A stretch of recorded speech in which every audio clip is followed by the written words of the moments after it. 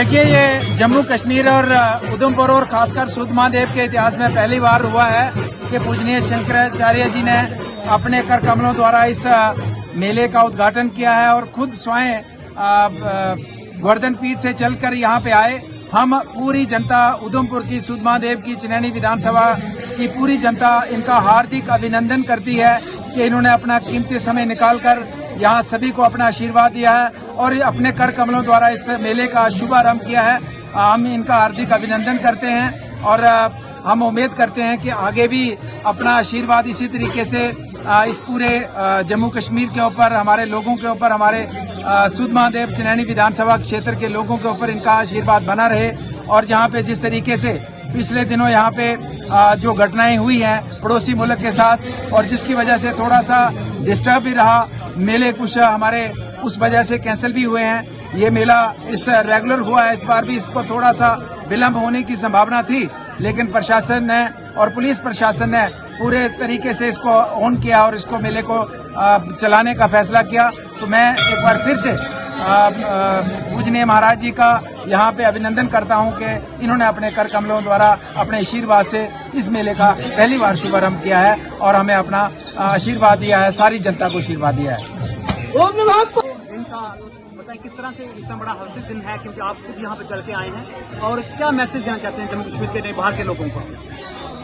जम्मू कश्मीर राज्य अनादिकाल से ही देवताओं और ऋषियों की भूमि रही है। भगवान आदि शंकराचार्य ने भी जम्मू कश्मीर में पद यात्रा कर श्रीनगर तक गए थे और उन्होंने भाष्य रचना किया और शंकराचार्य मंदिर का स्थापना किया।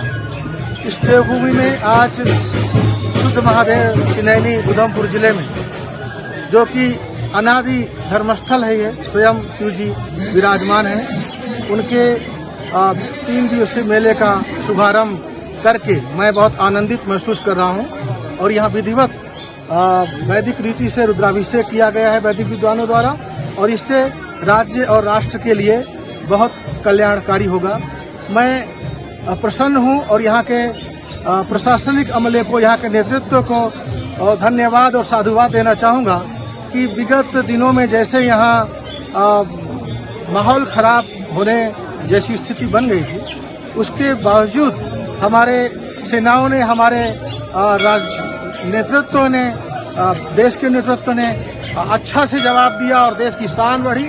और उसी क्रम में इस परिस्थिति में भी यहाँ के प्रशासन ने पूरा संजीदगी के साथ मेला को आयोजित किया, इसको कराया, जिससे यहाँ लोगों में बहुत उत्साह फैल रहा है। और अभी थोड़ी ही दिन पहले हमारा माननीय प्रधानमंत्री जी ने जो रेल परियोजना यहाँ प्रारंभ की है, उससे देश के किसी भी कोने के लोग जो यहाँ धर्मस्थलों में आने के लिए आना चाहते हैं, उनके लिए सुविधा हो गई है।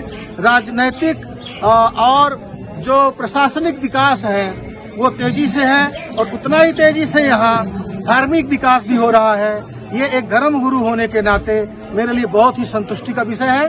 मैं यहाँ के गवर्नर साहब को भी बहुत बहुत साधुवाद देता हूँ। उन्होंने बहुत ही समझदारी से राज्य का नेतृत्व किया है और स्थितियाँ इतनी सुलभ और विकासशील हुई हैं। मैं भारत सरकार का भी बहुत बहुत साधुवाद देना चाहता हूँ कि उन्होंने पिछले वर्षों से जिस तरह से कश्मीर राज्य के विकास के लिए ध्यान दिया है, जिससे लोगों का जीवन सुविधामय हुआ है और आध्यात्मिक माहौल भी यहाँ उपलब्ध हुआ है। तो ऐसे मेले होते रहना चाहिए। मैं बहुत बहुत साधुवाद देता हूँ यहाँ के आयोजकों को, समिति को, और हमारा माननीय विधायक जी हैं मनकोटिया जी, भरद्वाज जी, और प्रशासनिक लोगों को सबको बहुत आशीर्वाद। वो इसी तरह आगे चढ़ बढ़ करके धार्मिक कार्यों में हिस्सा ले। भारतवर्ष धर्म प्रधान देश है, यहाँ सब कुछ होता रहेगा, हमारा झंडा ऊंचा रहेगा, लेकिन हमें धर्म को सबसे ऊपर उठा के रखना होगा। यही संकल्प है और यही धर्मादेश है। हर हर महादेव।